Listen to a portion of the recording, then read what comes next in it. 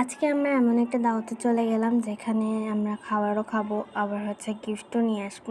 Hello everyone, আসসালামু আলাইকুম। সবাই কেমন আছেন? আশা করি আপনারা সবাই ভালো আছেন। আসলে আমাদের আজকে কোম্পানি থেকে একটা দাওয়াত ছিল, তো সেই জন্য আর কি সেখানে কোম্পানি থেকে দাওয়াত ছিল, তো সেখানে সব ম্যানেজারদেরকে আর কি দাওয়াত করা হয়েছিল, তো আমাদেরকেও আর কি দাওয়াত দেওয়া হয়েছিল। তো বাসার সবাইদেরকেই আমাদের দাওয়াত দেওয়া হয়েছিল, বাট আম্মু আর কি যায়নি বাসার থেকে, সেজন্য আর কি আম্মু আবার সকালবেলা এই আম্মুর জন্য একটু খাসির মাংস রান্না করে নিয়েছিল। আর আমাদের শুক্রবারও যেহেতু একটু কোচিং খোলা, তো সকালবেলা উঠে কোচিং থেকে এসে তারপরে আবার গোসল টোসল করে রেডি হয়ে বের হয়ে পড়ছি।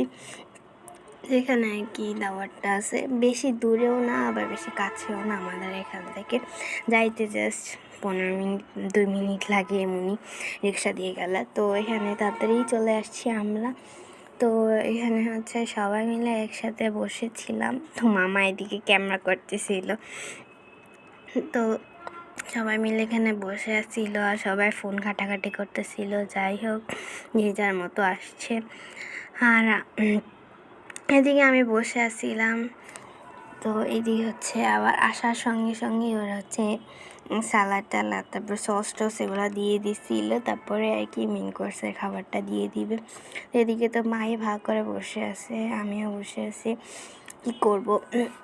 তো এখানে অনেক কিছু দিয়ে দেওয়া হয়েছিল, যেমন এখানে বোরহানি দেওয়া হয়েছিল, বাদামের শরবত দেওয়া হয়েছিল, আর এই বাদামের যে জুসটা সেটা খেতে কিন্তু অনেক বেশি মজা। তো এই দিয়ে বিরিয়ানি আসছিল, কাচ্চি বিরিয়ানি নিয়ে আসা হয়েছিল কাচ্চি ভাইয়ের।